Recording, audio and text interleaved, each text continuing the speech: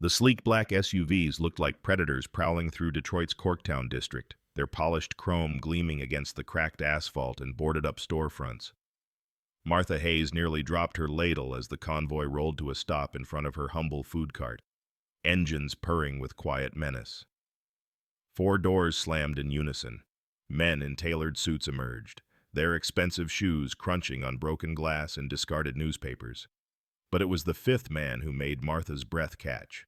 Tall, silver-haired, wearing a coat that cost more than she earned in 6 months. Benjamin Carter stepped forward, his piercing blue eyes scanning the gathering crowd of suspicious neighbors. When he spoke, his voice carried across the street like a judge delivering a verdict. "Ma'am, what I'm about to tell you will change everything you think you know about that boy who comes here every day." The words hung in the cold Detroit air like smoke from a dying fire. Before we continue, please leave a like and let me know which city you're watching from. Now, let's get back to the story. Martha Hayes had been serving hope from her food cart for 8 years, ever since the factory closed and took her husband's pension with it. At 52, she carried herself with the dignity of someone who'd learned that survival wasn't about what life took from you, but what you chose to give despite the taking. Her weathered hands moved with practiced efficiency over steaming pots of chili and cornbread, serving $2 meals to anyone who could afford them and free portions to those who couldn't. Martha's kitchen wasn't much to look at. A converted hot dog cart painted bright yellow, parked at the corner of Michigan Avenue and Trumbull. But in Detroit's struggling Corktown district, it served as more than a food stand. It was a lifeline, a gathering place, a beacon of warmth in a neighborhood that developers had written off as expendable. The boy appeared every day at 3 o'clock, right after school let out. Isaiah Washington, 8 years old with eyes too serious for his age, always wore clothes 2 sizes too big and carried a backpack held together with duct tape. He never asked for food directly, just stood nearby, politely waiting until Martha inevitably called him over. "You hungry today, baby?" she'd ask, already ladling soup into a container. "Yes, ma'am, if you got extra," he'd reply. The same respectful response every single day. What struck Martha most wasn't the boy's hunger. Poverty had made that familiar enough. It was his kindness. Isaiah always shared half his portion with Buddy, the 3-legged stray dog who'd claimed the alley behind the barber shop. He helped Mrs. Johnson across the busy street when her arthritis flared up. Last Tuesday, she'd watched him give his apple to another homeless child who looked even hungrier. The neighborhood was changing, and not for the better. Glass towers and coffee shops were creeping westward from downtown, pushing out families who'd lived here for generations. Martha knew the signs. She'd seen it happen in other parts of Detroit. First came the developers with their clipboards and promises. Then came the rent increases and eviction notices. But Isaiah represented something different. In his quiet dignity and natural compassion, he embodied everything good about this community that others saw only as statistics and real estate opportunities. Martha didn't know his full story yet, where his mother worked, why he was often alone, or what dreams lived behind those watchful brown eyes. She only knew that some angels came disguised as hungry children, and her job was to feed them. 6 months before the black SUVs arrived, Martha's routine had settled into a rhythm as steady as her heartbeat. Every weekday at 3:15, Isaiah would appear at the corner, walking slowly as if he didn't want to seem too eager. Martha would pretend not to notice him at first, busying herself with wiping down already clean surfaces until he gathered the courage to approach. "Afternoon, Miss Martha," he'd say, his voice barely above a whisper. "Well, hello there, Isaiah. You look like you could use some warming up." The ritual never varied, but Martha began noticing things that worried her. Dark circles under his eyes suggested sleepless nights. His clothes, always too big, seemed to be getting bigger while he stayed the same size. Sometimes she caught him wincing when he sat down, as if his back hurt from sleeping in uncomfortable places. One particularly brutal December day, when the snow fell sideways and the wind cut through layers like a blade, Isaiah stumbled as he approached her cart. His lips had a bluish tinge, and his hands shook as he tried to steady himself against the metal counter. "Lord have mercy," Martha muttered, rushing around to catch him as his knees buckled. "Come on, baby, let's get you inside." She half carried him to the small warming shed she'd set up behind her cart, wrapping him in blankets while soup heated on her portable burner. As she helped him out of his soaked jacket, a crumpled piece of paper fell from his pocket. Martha picked it up, intending to save it, but the image stopped her cold. It was a crayon drawing of a house. Not just any house, but a beautiful two-story home with flower boxes under the windows, a wraparound porch, and a tire swing hanging from an oak tree. In a child's careful handwriting across the bottom, it read, "For Mama, love, Isaiah." "That's real pretty, honey," Martha said gently, handing the drawing back. "Is this where you live?" Isaiah shook his head, tears mixing with the melted snow on his cheeks. "No, ma'am. That's where I want to live someday. With Mama. She works real hard. 3 jobs. But we still might lose our apartment next month." The words hit Martha like a physical blow. She'd suspected the boy's family was struggling, but hearing it confirmed made her heart ache in ways she hadn't felt since losing her own husband. She thought about her comfortable apartment above Mr. Rodriguez's auto shop, her steady income from the cart, the simple security of knowing she had a roof over her head. "Your mama sounds like a strong woman," Martha said carefully, not wanting to pry but desperate to understand. "What kind of work does she do?" "She cleans offices at night, and during the day she works at the diner on Verner Highway. Sometimes she gets construction work on weekends." Isaiah's voice was matter-of-fact, as if 8-year-olds discussing their mother's multiple jobs was perfectly normal. "She says we just gotta hold on a little longer, that things will get better." That night, Martha lay awake staring at the ceiling. Isaiah's drawing burned into her memory. She thought about her own childhood, about times her mother had gone without dinner so Martha and her siblings could eat. She thought about the promises adults made to children when they didn't know how else to offer hope. The next afternoon, when Isaiah appeared at his usual time, Martha was ready. She'd packed not 1 container of soup, but 3, plus cornbread, a thermos of hot chocolate, and 2 of the honey cakes she usually saved for Sunday church. "Miss Martha, this is too much," Isaiah protested, but she waved away his objections. "Nonsense. Growing boys need proper nutrition, and there's plenty for your mama, too, when she gets home from work." From that day forward, Martha made sure Isaiah left with enough food for 2. She never asked questions about why he came alone, why his clothes never seemed to fit, or why he sometimes fell asleep sitting up while waiting for his meal. She simply decided that feeding him properly was her mission, her small way of fighting back against a world that seemed determined to break the spirits of children like Isaiah.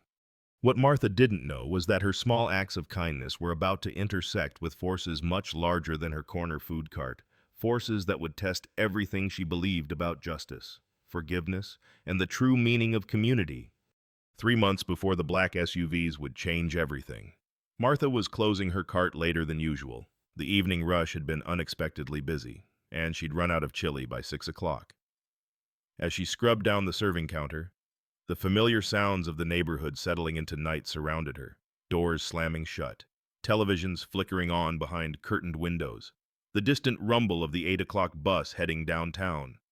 That's when she heard the shouting. "Give me the wallet! Old man, don't make this harder than it needs to be!" Martha's blood ran cold. The voice came from the alley behind Murphy's Tavern, maybe 50 yards from where she stood. She grabbed her phone, finger hovering over 911 when she heard another voice, older, more refined, but tight with fear. "Please, I don't want any trouble.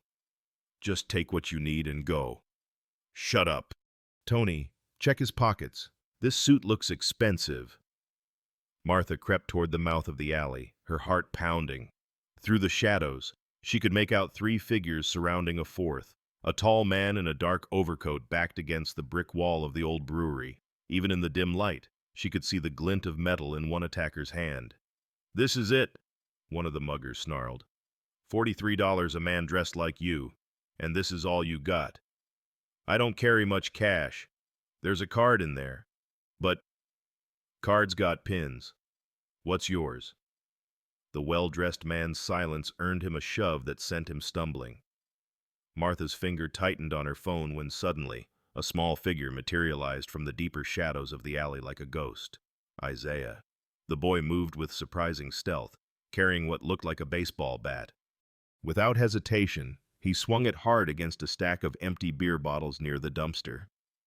The crash echoed off the alley walls like an explosion, followed immediately by Isaiah's high-pitched voice screaming at the top of his lungs, "Help, police, somebody! Help!" The three muggers spun toward the noise, momentarily confused. In that split second of distraction, the victim bolted toward the street. One attacker lunged after him, but Isaiah was ready with the bat, tripping the man and sending him sprawling into a pile of garbage bags. "There's a kid here, grab him." But Isaiah had already vanished, melting back into the maze of shadows between buildings with the fluid grace of someone who knew every hiding spot, every escape route, every secret passage in the neighborhood. By the time Martha reached the alley entrance, all she could see was the victim running toward the streetlights, his expensive shoes slapping against wet pavement. The muggers had fled in the opposite direction. For the next hour, Martha searched the surrounding blocks, calling Isaiah's name softly so as not to draw unwanted attention. She checked his usual spots: the loading dock behind the community center, the covered bus stop where he sometimes waited out storms, even the basement entrance to the abandoned Corktown Hotel. Nothing. It wasn't until the following afternoon that Isaiah appeared at her cart again, acting as if nothing had happened. Martha studied his face carefully, looking for signs of injury or trauma, but he seemed perfectly normal, hungry, polite, and slightly shy as always. "Isaiah, honey, were you anywhere near Murphy's Tavern last night?" The boy's eyes flickered almost imperceptibly. "No, ma'am." "Why?" Martha decided not to push. If Isaiah had saved that man, and she was certain he had, he clearly didn't want to talk about it. But she made a mental note to keep extra watch over him. Children who put themselves in danger to help strangers needed protecting, whether they wanted it or not. What Martha didn't know was that the man Isaiah saved was already searching for him. Benjamin Carter had spent the morning with a private investigator, describing every detail he could remember about his young rescuer. The boy's size, his voice, his incredible knowledge of the neighborhood's hidden pathways. The investigator, a former Detroit police detective named James Morrison, took notes and promised to canvass the area. "Kids don't just vanish," Morrison had said. "Somebody knows this boy. In a neighborhood like Corktown, everybody knows everybody's business. We'll find him." But Benjamin couldn't shake a growing sense of unease as Morrison's investigation led them deeper into the community he was about to destroy. His company, Carter Development Corporation, had purchased 6 blocks of Corktown real estate at bankruptcy auction prices. The demolition was scheduled to begin in 4 months, making way for a mixed-use development that would bring boutique shops, upscale condos, and craft breweries to the area. The boy who saved his life lived somewhere in those 6 blocks. For 3 weeks, Benjamin found himself driving through Corktown at odd hours, ostensibly checking on the properties his company now owned, but really looking for a glimpse of his young savior. He noticed things he'd missed during the initial surveys: the community garden where elderly residents grew vegetables, the informal daycare center operating out of someone's living room, the small businesses that served as gathering places for people who'd lived here for generations. And he noticed Martha's kitchen, the bright yellow food cart that seemed to be the neighborhood's unofficial heart. Every day around 3 o'clock, he watched children stream past it on their way home from school, many stopping for after-school snacks they paid for with crumpled dollar bills and loose change. It was on a Thursday in late February that Benjamin finally saw him. The same slight build, the same oversized clothes, the same careful way of moving that had impressed Benjamin in the alley. The boy approached Martha's cart with obvious familiarity, waited patiently while she served another customer, then stepped forward with a shy smile. Benjamin's hands gripped his steering wheel so tightly his knuckles went white. After all these weeks of searching, here was his answer. But as he watched the interaction between the woman and the child, the obvious affection, The way she packed extra food without being asked. The gentle conversation that spoke of genuine relationship. Benjamin felt something he hadn't expected. Guilt. This wasn't just a boy who'd helped a stranger. This was a child with roots in a community that Benjamin's development would erase completely. Every family, every friendship, every small kindness he was witnessing would be scattered to other neighborhoods, other cities, other lives. The boy who saved him was about to lose everything because of him. 1 month before the SUVs would arrive, Benjamin Carter found himself doing something he'd never done in 23 years of business, lying to his own board of directors about a site visit. He told them he was personally inspecting the Corktown properties to ensure demolition would proceed smoothly. What he was really doing was trying to understand how he'd become the villain in a story where he was supposed to be the victim. He started coming to the neighborhood in disguise, jeans instead of suits, a worn Tigers baseball cap pulled low over his face, driving a rental sedan instead of his usual BMW. He told himself it was reconnaissance, but the truth was more complicated. He needed to see with his own eyes what his development would destroy. On his third morning of covert observation, parked across from Martha's kitchen with a newspaper held strategically high, Benjamin watched the food cart transform into something remarkable. By 7 a.m., Martha was serving coffee and breakfast burritos to construction workers heading to job sites. By 9, she was ladling soup into thermoses for elderly residents who couldn't cook for themselves. By noon, she was the unofficial lunch counter for 3 mechanics, 2 postal workers, and a rotating cast of neighbors who treated her cart like their personal dining room. Benjamin pulled out his phone and did quick calculations. Based on the prices posted on her handwritten menu and the volume of customers he observed, Martha was probably clearing maybe $20 profit on a good day. Yet he watched her give away at least $10 worth of food to people who clearly couldn't pay. "Damn fool way to run the business," he muttered, but even as he said it, he recognized something his corporate world had forgotten: the difference between making money and making a living. The boy appeared at 3:17 p.m., same as always. Benjamin watched through his telephoto lens as Isaiah approached the cart with his customary politeness, waited for Martha to finish with another customer, then stepped forward with that shy smile that had haunted Benjamin's dreams for weeks. But today, something was different. As Martha handed Isaiah his usual container of soup, an elderly woman with a walker approached the cart. She fumbled in her purse with arthritic hands, eventually producing a handful of coins that she began counting slowly. Benjamin could see Martha shaking her head, trying to wave away payment, but the woman insisted. That's when Isaiah stepped in.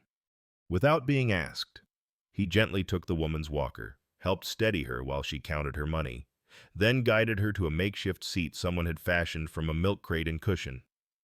He waited patiently while she ate, occasionally checking to make sure she was warm enough, finally helping her back to her feet when she was ready to leave. The small act of kindness hit Benjamin like a physical blow. This was the same child who'd risked his own safety to save a stranger in an alley, the same child whose home would be bulldozed to make room for condos starting at $300,000. That evening, Benjamin found himself in an emergency meeting he'd called with his development team. The conference room on the 42nd floor of the Renaissance Center felt surreal after spending the day watching life unfold at street level in Corktown. "I want a complete demographic study of the affected area," he announced without preamble. "Every family, every business, every person who will be displaced by our project." His lead architect, Patricia Wells, looked puzzled. "Benjamin, we already have the environmental impact reports and the municipal approvals. The demographic data was part of the initial feasibility study." "I want to know where they'll go," Benjamin said.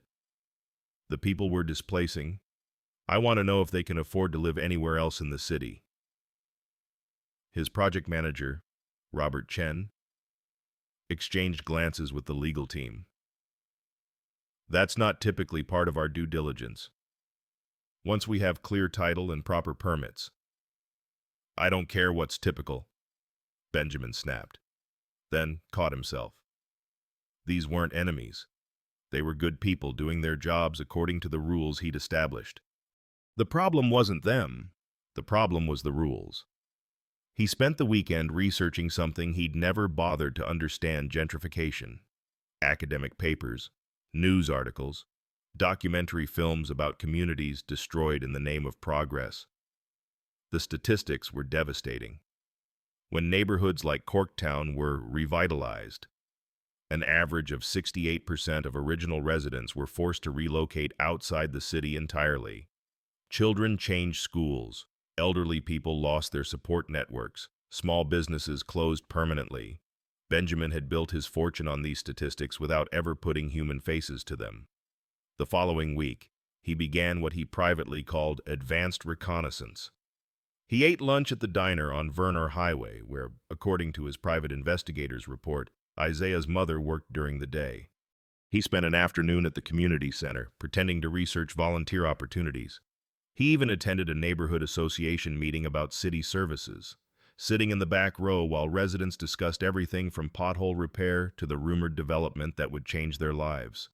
At that meeting, he learned that people knew what was coming. They'd heard rumors about the mysterious developer who'd bought their blocks at auction. They'd seen the surveyors and the city inspectors. Fear hung over the room like smoke, but so did determination. "This is our home," declared an elderly man named James Rodriguez. "My family has lived here for 40 years. We survived the riots, the plant closures, the crack epidemic. We're not going to let some rich developer finish what all that couldn't." A woman in her 30s stood up. "My daughter goes to Southwestern High. She's got friends here. She knows these streets. Where are we supposed to go if they tear everything down? What am I supposed to tell her about why we have to move?" Benjamin sank lower in his seat, grateful for the dim lighting that hid his face. These weren't the faceless obstacles to progress he'd imagined. These were families with histories, relationships, dreams that happened to be inconveniently located where he wanted to build his project. The breaking point came on a Tuesday afternoon when Benjamin witnessed something that made him physically sick with shame. He was parked in his usual surveillance spot when Isaiah emerged from the community center carrying a small, bedraggled kitten. The animal was clearly injured, limping on what looked like a broken paw. Benjamin watched through his camera lens as Isaiah ran to Martha's cart, his face creased with worry.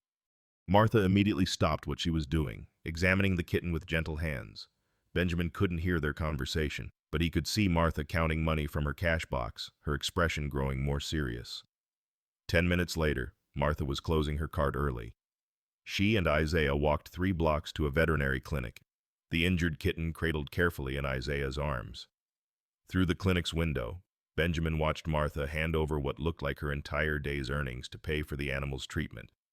That night, Benjamin sat in his Grosse Pointe mansion, staring at architectural renderings of the luxury development that would replace Martha's cart, Isaiah's community, and everything else that made Corktown more than just real estate. His phone buzzed with texts from his ex-wife, demanding higher alimony payments. His housekeeper had left a note about problems with the pool maintenance. His accountant wanted to discuss tax strategies for the fourth quarter. All of it felt hollow compared to watching a woman spend her last $40 to save a kitten for a boy who'd saved a stranger's life. Benjamin made a decision that would have shocked his board of directors, his investors, and probably himself 6 weeks earlier. He was going to find a way to stop his own development project. But first, he needed to understand exactly who he was dealing with. The next morning, he called his private investigator with new instructions. Find out everything about Isaiah Washington and his mother. Everything. Where they lived, where they worked, why an 8-year-old was wandering the streets at night with a baseball bat. The answers, when they came, would change everything Benjamin thought he knew about justice, redemption, and the true cost of the empire he'd spent his life building. 1 week before the black SUVs would arrive at Martha's cart, everything began unraveling with the terrible swiftness of dominoes falling in perfect, devastating sequence. Martha noticed it first. Isaiah hadn't appeared at his usual time. 3:15 came and went, then 3:30, then 4 o'clock. She found herself glancing down the street every few minutes, ladle suspended over her soup pot, a growing knot of worry tightening in her chest. In all the months she'd known him, Isaiah had never been late without explanation. By 5 o'clock, when the after-work crowd began appearing for dinner, Martha could no longer concentrate on serving customers. She asked her neighbor, Mrs. Johnson, to watch the cart for a few minutes and walked the 6 blocks to Southwestern Elementary, hoping to catch Isaiah on his way home from some after-school activity. The school was empty except for custodial staff. Martha approached the security guard, a kind-faced woman named Dolores, who knew most of the neighborhood children. "You seen Isaiah Washington today, little boy? About this tall. Always carries that beat-up backpack." Dolores shook her head slowly. "Haven't seen Isaiah in 3 days. Honey, I was wondering about that myself. That boy's never missed school before. Not once in all the time I've been working here." The knot in Martha's stomach twisted tighter. She spent the next 2 hours walking through the neighborhood, checking every place she'd ever seen Isaiah: the community center, the library, the small playground behind St. Mary's Church. As darkness fell, she began knocking on doors, asking anyone who would listen if they'd seen the boy. It was Mrs. Johnson, sitting on her front porch despite the October chill, who finally provided the answer Martha had been dreading. "Oh, honey," the elderly woman said, her voice heavy with sympathy. "You didn't hear the boy's mama collapsed at work 3 nights ago. Ambulance took her to Detroit receiving. Word is, she's in real bad shape." Martha felt the world tilt sideways. "What kind of bad shape? What happened?" "Cancer, from what I heard. Been sick for a while, trying to hide it. Finally just gave out on her. That poor child's been at the hospital ever since, sleeping in them plastic chairs."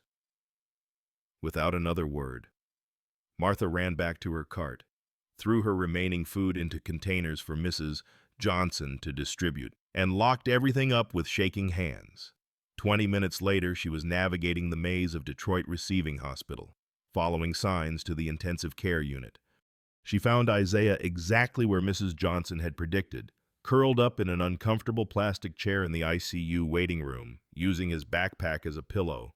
His school clothes were rumpled from 3 days of wear, and dark circles under his eyes spoke of sleepless nights and missed meals. A security guard sat nearby, clearly keeping an eye on the unaccompanied minor. "Isaiah, baby," Martha whispered, gently touching his shoulder. The boy's eyes flew open, unfocused with exhaustion. When he recognized her, his careful composure finally cracked. He threw his arms around her neck and began sobbing with the raw, desperate grief of a child who'd been trying too hard to be brave for too long. "Miss Martha, they won't let me see her much. And when I do, she's got all these tubes and machines, and she can't really talk, and the doctors keep using words I don't understand, but their faces—" He gulped air between words. "Their faces look the same way yours did when you talked about your husband dying." Martha held him tighter, her own tears falling into his hair. Over his shoulder, she caught the security guard's eye and mouthed, "Family friend." The guard nodded understandingly and looked away. "Tell me what the doctors said, sweetheart. Use their exact words, even if you don't understand them." Isaiah pulled back, wiping his nose on his sleeve. "They said she has something called stage 4 breast cancer. They said it's spread to her liver and her lungs. They said they're making her comfortable, but—" His voice dropped to a whisper. "But I heard them talking to each other when they thought I wasn't listening. They said days, maybe a week." The words hit Martha like physical blows. She'd known Isaiah's mother was struggling, but she'd assumed it was just poverty, just the grinding difficulty of single parenthood in a dying neighborhood. She'd never imagined this.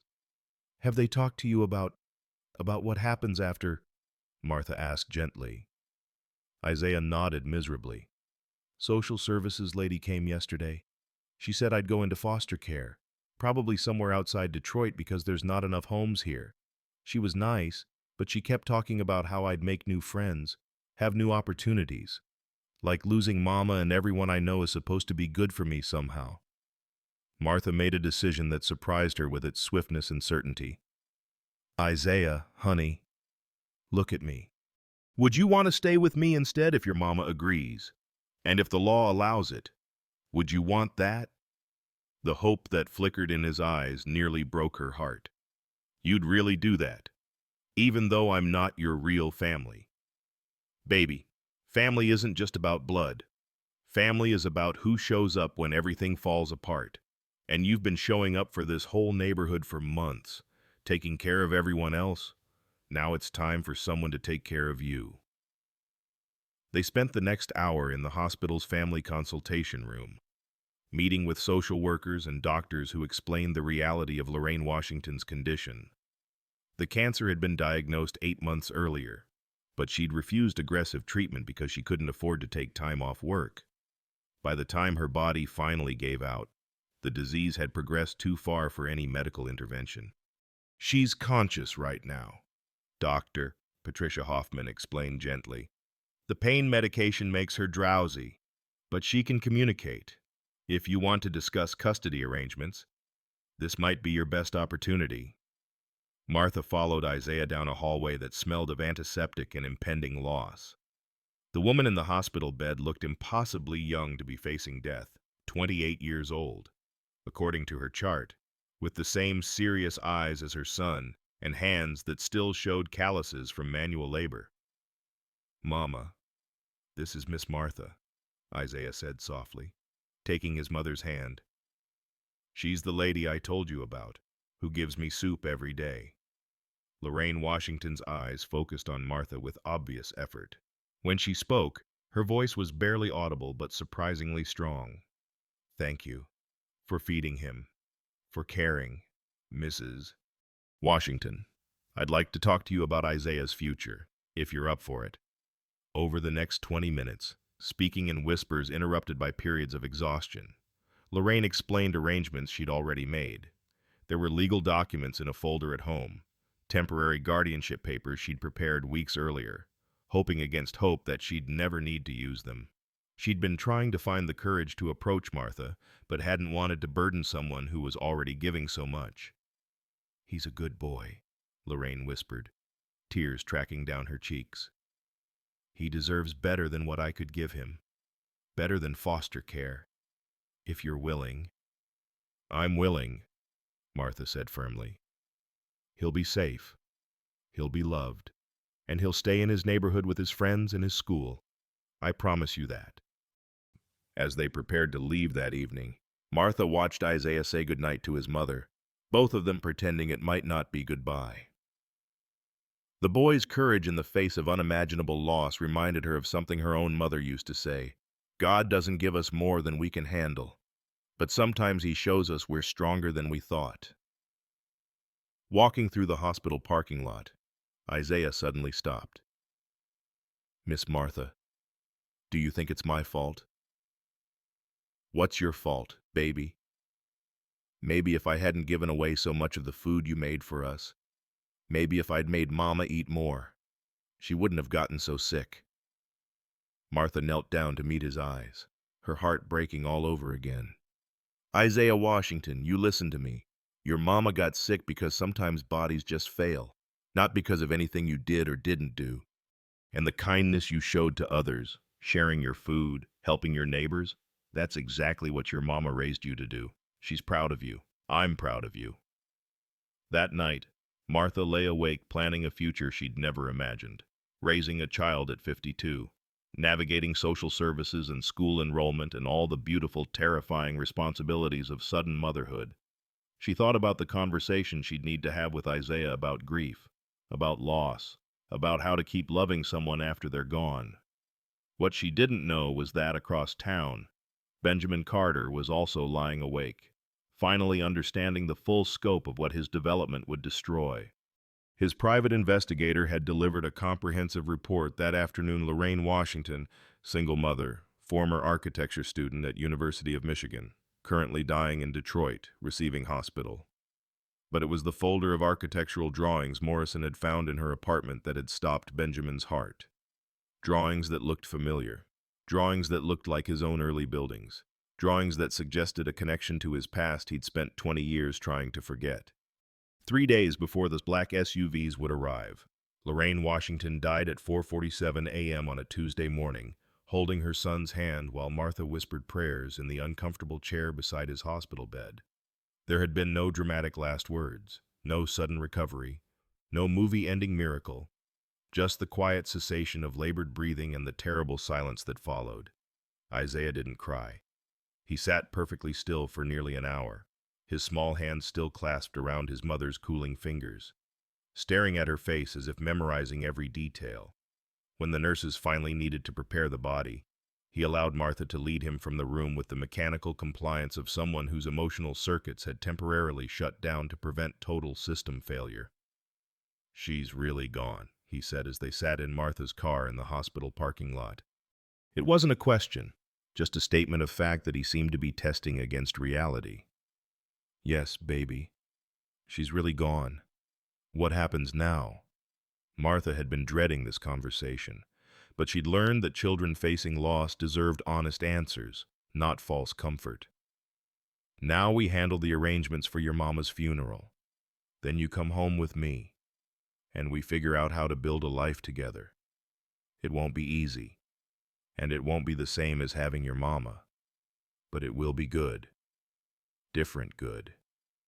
They spent the morning at a funeral home that specialized in services for families with limited resources.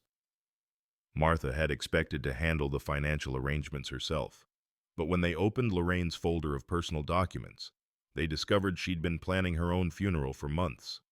A small life insurance policy through her night shift cleaning job would cover basic burial costs, with explicit instructions for a simple service and a request that any flowers be replaced with donations to the community center.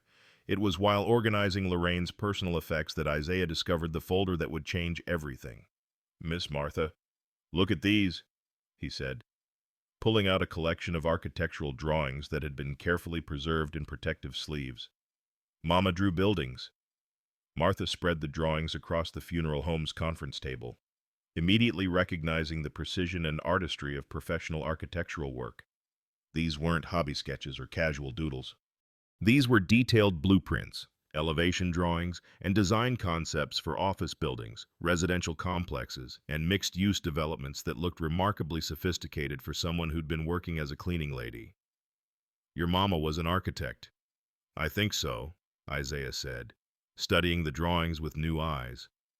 "She used to tell me she designed buildings before I was born, but I thought she just meant she drew pictures of them. These look real." One drawing in particular caught Martha's attention. It was a design for a high-rise office building with a distinctive angular facade and an innovative use of glass and steel that she recognized immediately. She'd driven past that exact building hundreds of times on her way through downtown Detroit. At the bottom of the blueprint, in faded ink, was a signature: Lorraine Washington, Junior Associate, Carter Development Corporation. "Isaiah, honey, when did your mama work for Carter Development?" The boy examined the date on the drawing. "This says 2003. I wasn't born until 2015, so..." Martha felt a chill that had nothing to do with the funeral home's aggressive air conditioning. Carter Development was the company that owned the buildings slated for demolition in their neighborhood. She'd seen the name on the municipal notices posted around the community, heard it mentioned at neighborhood association meetings as the mysterious entity behind their impending displacement. "Miss Martha, you look scared. What's wrong?"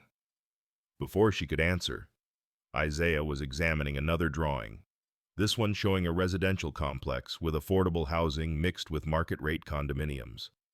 The design was elegant and thoughtful, clearly created by someone who understood that low-income residents deserved beautiful homes, not just functional boxes. "This one's got both kinds of apartments," Isaiah observed. "Fancy ones and regular ones, all in the same buildings. Mama was really smart." Martha stared at the drawings, pieces of a larger puzzle clicking into place in her mind. If Lorraine had worked for Carter Development, if she'd designed buildings that were actually built, then why had she ended up cleaning offices at night and serving food during the day? What had happened to drive a talented architect into poverty so desperate that she couldn't afford cancer treatment? That afternoon, they held a small funeral service at New Bethel Baptist Church. Martha had expected maybe a dozen people, some neighbors, Isaiah's teachers, perhaps a few co-workers from Lorraine's various jobs. Instead, nearly 50 people filled the modest chapel: colleagues from the cleaning service where Lorraine worked nights, waitresses and cooks from the diner, parents of children Isaiah had helped at school, elderly residents whose groceries Lorraine had carried upstairs when their arthritis flared. During the service, person after person stood to share memories of Lorraine Washington's quiet kindness. How she'd organized a neighborhood watch program after a series of break-ins. How she'd tutored high school students in math and science. How she'd always been the first to organize food drives when families fell on hard times. She never talked about her past, said Mrs. Rodriguez from the community center. Never complained about her circumstances, but she had this way of looking at problems like she was designing solutions. You know, like there was always a better way to arrange things if you just thought hard enough about it. After the service, as mourners gathered in the church basement for the traditional meal, Martha overheard a conversation that made her blood run cold. "Shame about Lorraine," one of the cleaning service supervisors was telling another woman. "She was the smartest person I ever worked with. Used to be some kind of big-shot architect before everything fell apart." "What happened? Why'd she give up architecture?" "From what I heard, she designed some fancy building downtown, but the company took credit for her work. Gave it to some white boy instead. When she complained, they fired her and made sure she couldn't get hired anywhere else in the industry. Blacklisted her." Martha felt sick. She glanced across the room at Isaiah, who was accepting condolences with heartbreaking maturity, and thought about the architectural drawings they'd found. Beautiful, sophisticated work that should have launched a successful career, but instead had apparently ended it. After everyone had left, Martha and Isaiah sat alone in the church basement, surrounded by the debris of a community's farewell to someone they'd loved. Isaiah was examining his mother's folder of drawings again, running his fingers over the precise lines and careful notations. "Miss Martha, do you think Mama was sad that she couldn't design buildings anymore?" The question was so innocent, so direct, that Martha struggled to find an age-appropriate answer. How do you explain institutional racism and gender discrimination to an 8-year-old who's just lost his mother? "I think your mama found other ways to build things," Martha said finally. "She built you into a kind, brave boy. She built relationships with neighbors who loved her. She built a community that came together today to honor her memory. Sometimes the most important architecture isn't made of steel and concrete."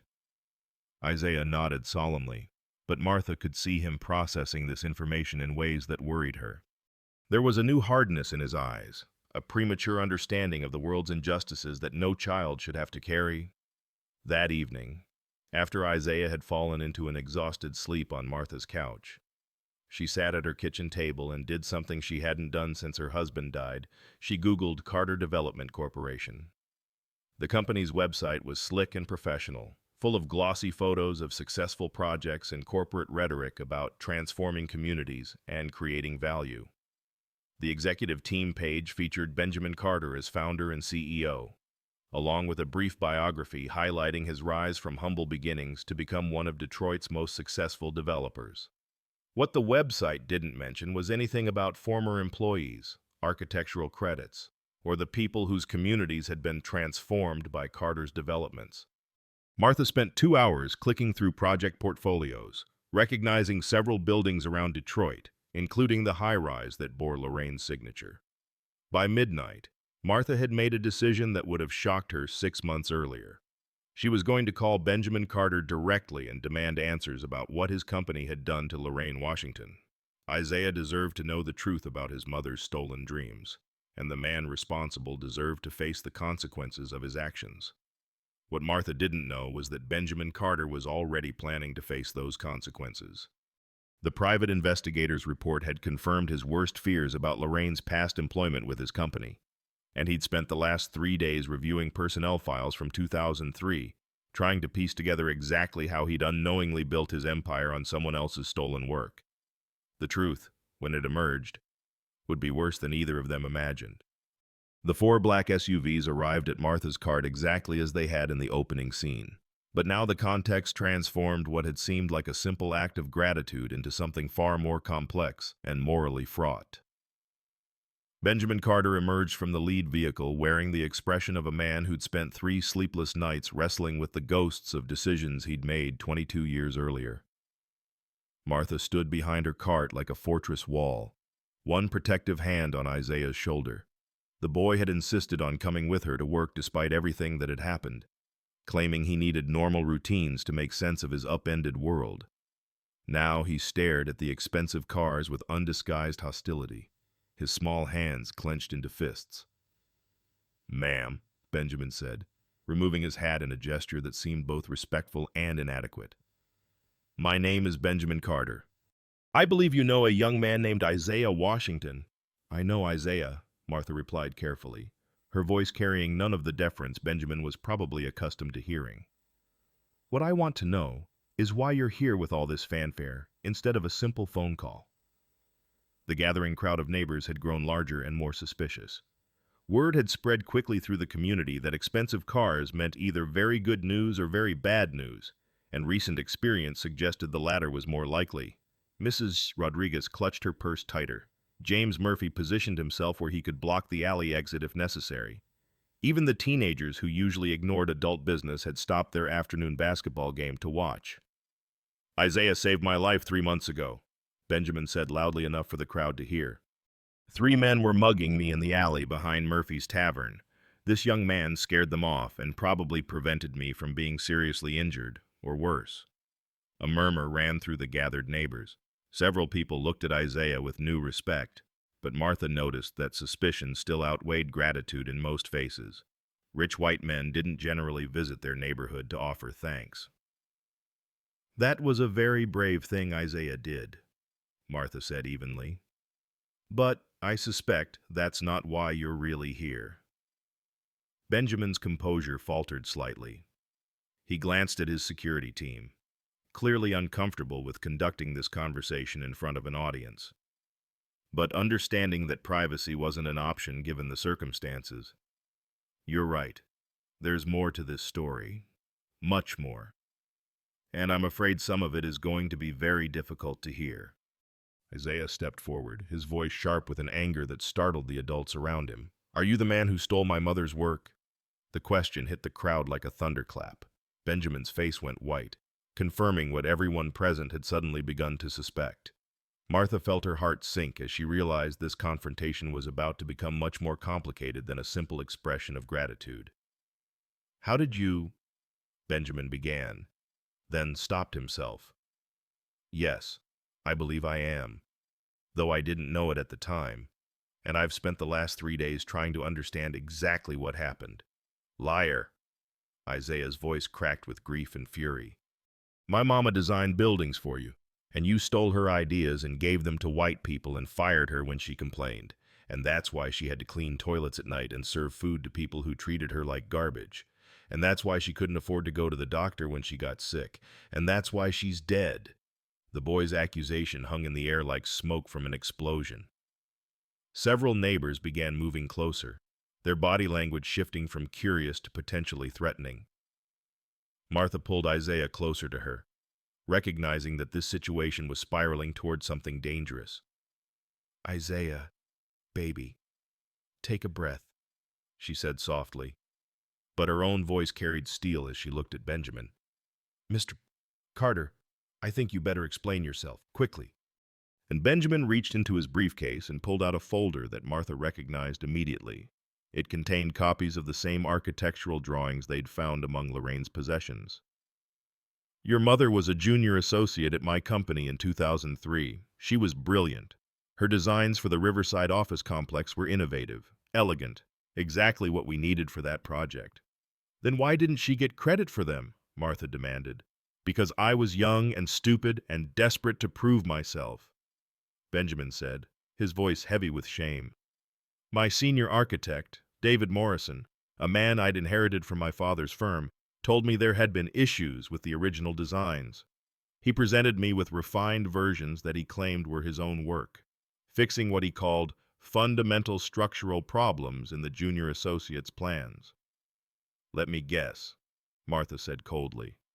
"The fundamental problem was that they were designed by a young black woman." I didn't see it that way then. I wanted to see David as a mentor, someone who was helping me build the company my father had started. When he told me that Lorraine was undermining team morale by claiming credit for collaborative work, I believed him. When he recommended we let her go during the next round of layoffs, I signed off on it. Isaiah broke free from Martha's protective grip and stalked toward Benjamin with frightening intensity. You believed him because it was easier than admitting you worked with a racist. You believed him because my mama was black and he was white and you didn't think she was smart enough to design buildings. You're absolutely right, Benjamin said, making no attempt to defend himself. I was a coward. I took the easy path, the path that protected my relationship with someone I thought I needed, instead of protecting someone who actually deserved protection. The admission seemed to deflate some of Isaiah's rage, replacing it with a grief so raw that several people in the crowd wiped their eyes. Martha ached watching him process not just his mother's death, but the systematic injustice that had shaped her entire adult life. But here's what I didn't know until 3 days ago, Benjamin continued, his voice gaining strength. David Morrison had been systematically stealing ideas from junior associates for years. Not just your mother, 3 other young architects. All people of color, all pushed out of the company after their best work was appropriated. I built my reputation, my fortune, my entire career on stolen designs. Martha stared at him.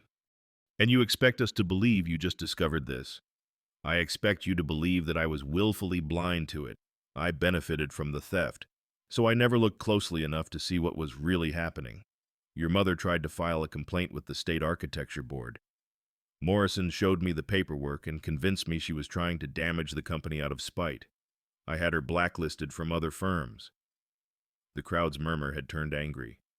Mrs. Rodriguez called out. So what are you going to do about it now? Say you're sorry and drive away in your fancy cars. Benjamin looked directly at Isaiah, his voice steady despite the obvious weight of what he was about to say. I'm going to give your mother the credit she deserved.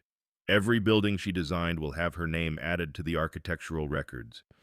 I'm establishing the Lorraine Washington Memorial Foundation for young architects from underrepresented communities, funded with 50% of Carter Development's annual profits.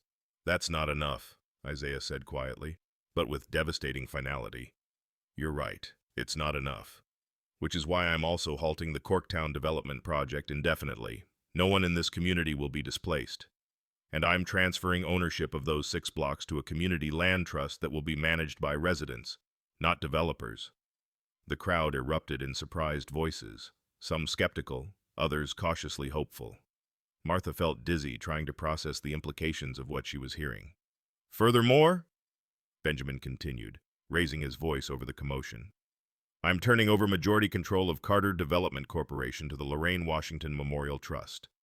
The company that profited from your mother's stolen work will now be run according to her values, designing affordable housing and community-centered development. Isaiah stared at him for a long moment, tears streaming down his face. When he finally spoke, his voice was barely audible. My mama always said forgiveness doesn't mean forgetting. It means choosing to build something better instead of just staying angry. Will you help me build something better? Benjamin asked.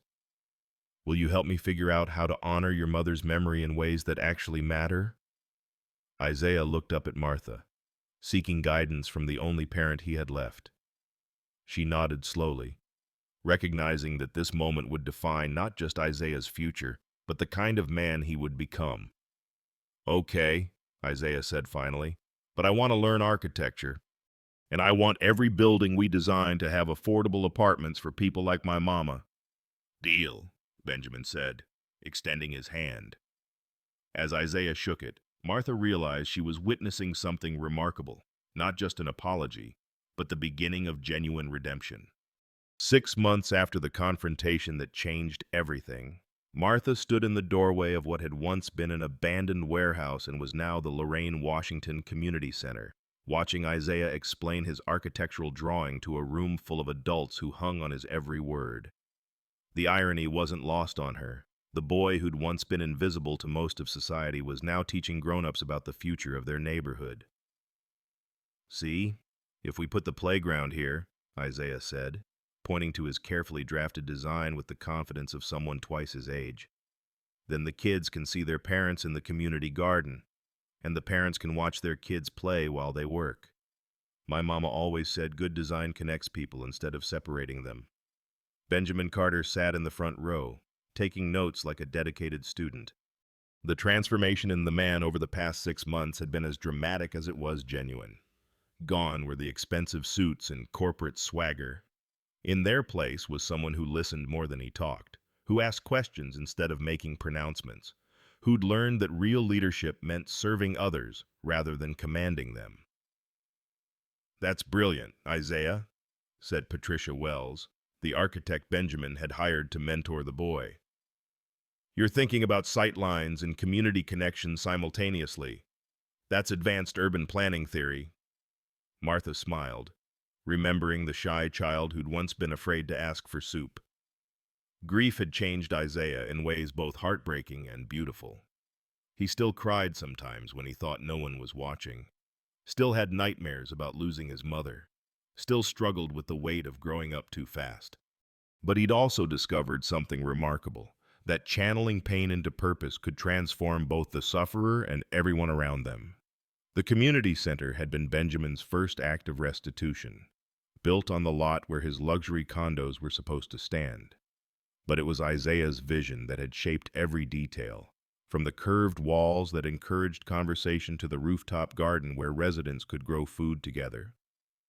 The boy had an intuitive understanding of what made spaces welcoming, inherited perhaps from his mother's architectural genius, but refined by his own experience of what it meant to be overlooked and undervalued. "Mr. Benjamin," Isaiah said, using the informal address they'd settled on after weeks of negotiating what to call each other. "Can you show them the housing plans?"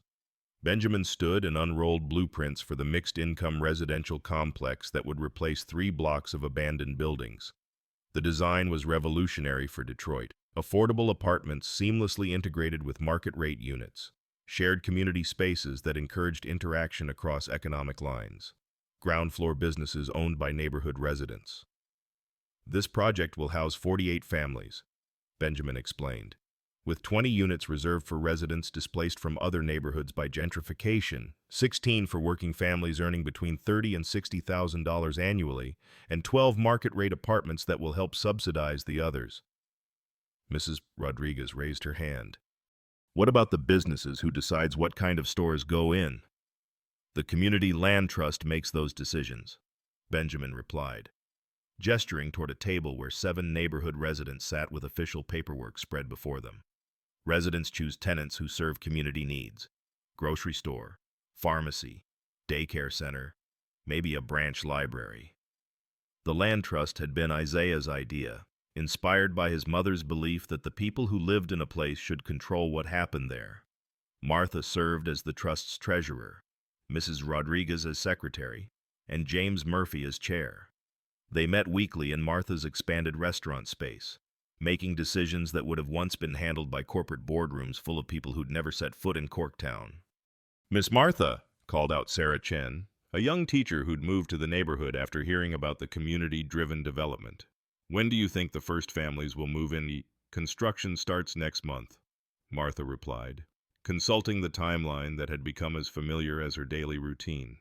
"First residents should be able to move in by next summer. Isaiah gets to help choose the paint colors for the common areas." The boy beamed with pride, but Martha noticed how he immediately looked around the room to share his excitement with others. Success hadn't made him selfish. If anything, it had deepened his understanding that individual achievement meant nothing without community well-being. After the meeting ended and people began filtering out into the evening air, Martha found herself alone with Benjamin and Isaiah, cleaning up the folding chairs and putting away presentation materials. These quiet moments had become precious to her, times when the 3 of them could simply be together without the weight of public expectations or community responsibilities. "Isaiah, you did good tonight," she said, ruffling his hair. "Your mama would be so proud of how you're using everything she taught you." "I think about her every day," Isaiah said matter-of-factly. "Sometimes I'm sad she can't see what we're building. But then I remember she's the reason I know how to build it." Benjamin paused in his chair stacking, clearly moved by the boy's words. The relationship between them had evolved from awkward obligation to genuine mentorship, built on shared commitment to honoring Lorraine's memory through action rather than sentiment. Isaiah, I have something for you, Benjamin said, pulling an envelope from his briefcase. It came yesterday, your acceptance letter to the University of Michigan Summer Architecture Program for Gifted Youth. The boy's eyes widened as he read the official letterhead. But I'm only 9.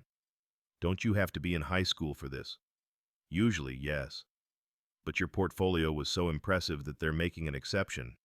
You'll spend 6 weeks next summer learning alongside college students, working on real community development projects. Martha felt tears prick her eyes as she watched Isaiah process this news. 2 years ago, he'd been a hungry child sleeping in hospital waiting rooms. Now he was being courted by one of the nation's premier architecture programs. Will you come visit me? Isaiah asked Benjamin with touching vulnerability. Every weekend, if they'll let me. Benjamin promised. We're partners in this work. Remember, I need your perspective to keep me honest. The three of them walked out into the Detroit evening, past the community garden where residents tended vegetables under solar-powered lights, past the expanded Martha's Kitchen where volunteers served dinner to anyone who needed it, past the construction site where affordable homes would soon rise from vacant lots. You know what I've been thinking about, Isaiah said, as they reached the corner where their paths would diverge. I want to design a memorial for Mama, not just a plaque or a statue, but a real building, something beautiful that helps people, like she always wanted to do. What kind of building? Martha asked. A place where kids whose parents are sick can stay while the grown-ups get treatment, with art rooms and quiet spaces to study and a kitchen where people can cook together, somewhere that doesn't feel like a hospital but still feels safe. Benjamin stopped walking, struck by the sophistication of the concept. Isaiah, that's exactly what this city needs. There's nothing like that anywhere in Michigan. I know, the boy said with quiet confidence. That's why we should build it. As they said their goodnights and headed toward their respective homes, Martha reflected on the journey that had brought them to this moment. A year ago, she'd been a widow serving soup to strangers, trying to make a small difference in an indifferent world. Now she was raising a brilliant child, helping manage a multi-million-dollar community development project, and watching her neighborhood transform according to principles of justice rather than profit. The grief was still there, grief for Lorraine's stolen dreams, for Isaiah's interrupted childhood, for all the families displaced by developments that prioritized money over people. But alongside the grief grew something stronger, hope rooted in the daily evidence that ordinary people could accomplish extraordinary things when they worked together with intention and love. 5 years later, Isaiah Washington would indeed win a full scholarship to study architecture, dedicating his acceptance speech to Mama and the man who learned to do right. But long before that formal recognition, his real education was already complete, learned in community meetings and construction sites, in conversations with Benjamin about the difference between building wealth and building community. In Martha's Kitchen, where the most important architecture was the careful construction of a new kind of family. The cornerstone of the Lorraine Washington Memorial Community Center bore an inscription that captured everything they'd learned, where dreams build dreams.